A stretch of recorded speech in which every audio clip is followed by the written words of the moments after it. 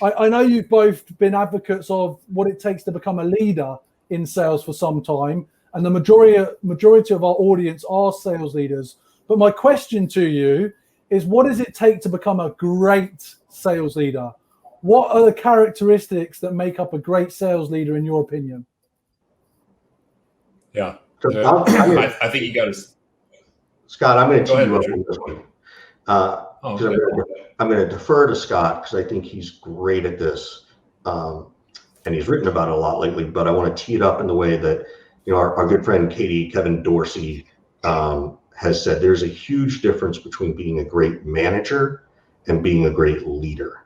Those are two very different things, even though they overlap a ton.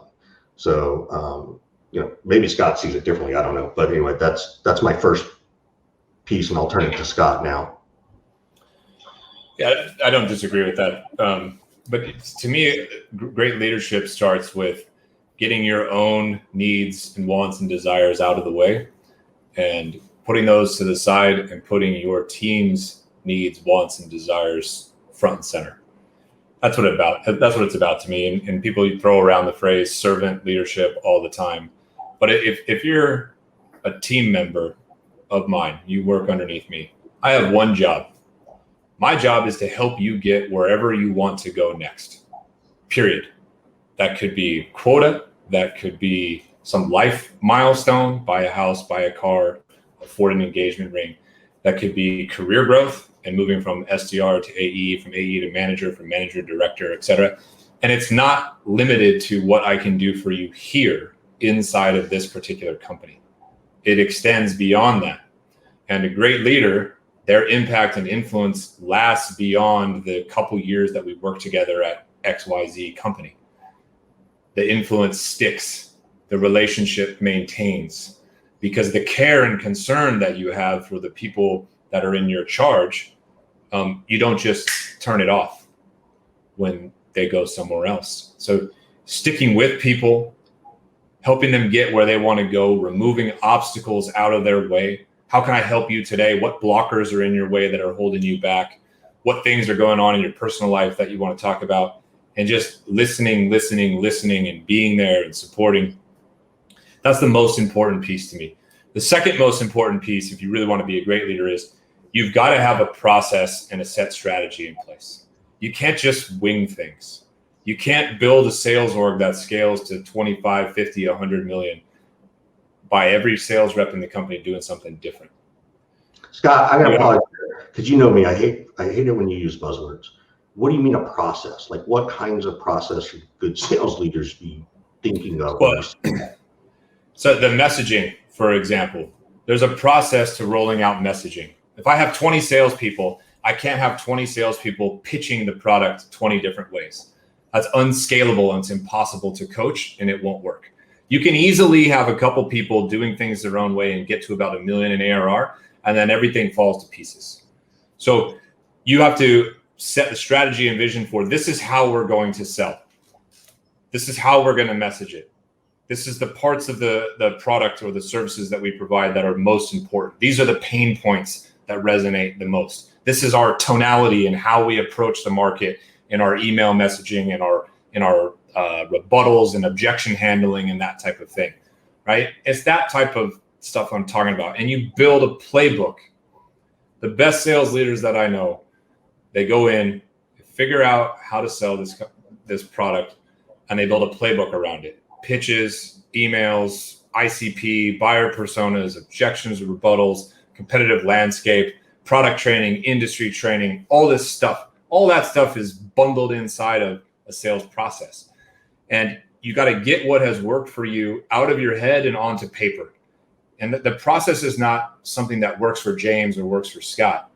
It's what works for all these people that I have to bring into the company who don't work here right now, have no experience with this product or this industry. I have to simplify it enough that I can teach other people to be just as successful as I was. So those are the two components to me that I think separates like an okay or a good leader from somebody who's really, really great.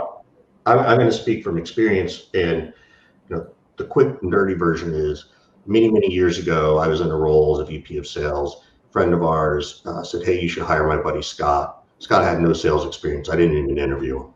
So that's sort of the fun part. A few years later, I got laid off in 2008, 2009. I was a VP of sales. Asked the same friend, hey, do you know anybody? He said, call my buddy Scott. He's doing something. I had to take a job from VP of sales all the way down to a manager role, 2 levels beneath me, and cut my salary in half and all those things. And Scott took me in. We didn't remember that story till a few years ago, but it is funny.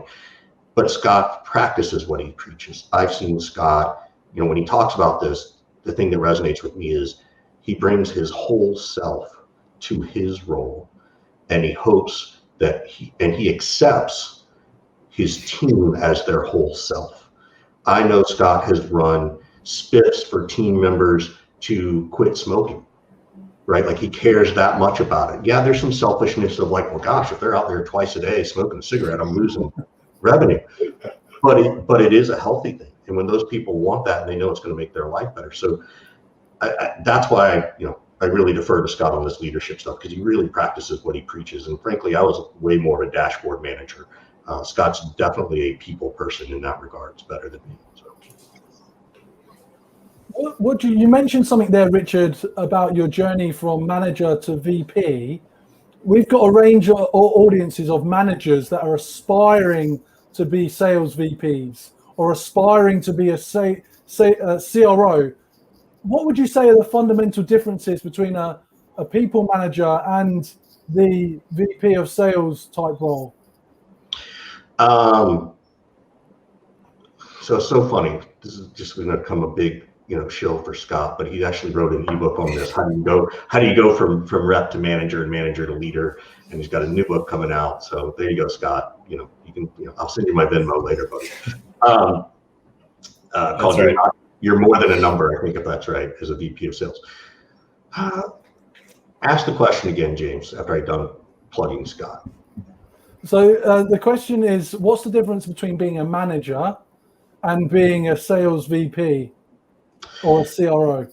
Well, I think the ability to delegate is probably the biggest thing. And it's something I sucked at for a long time and still struggle with. Scott has coached me 1,000 times on this. But I think that's a huge piece, because it's hard to let go, right? As a manager, you're constantly looking at the numbers, whether you're coaching with the team, like, you feel like you're a step away from everything. And I think that's a hard piece. I think the other hard piece about going from manager to VP of sales is nobody teaches you the difference. Nobody teaches you this stuff unless you're at like a big org, right? Or an org that's growing quickly. Even then, they don't have great leadership training. Right. The biggest thing that, and I'll say this, is I think a ridiculous amount of sales managers got promoted because we were good sales people,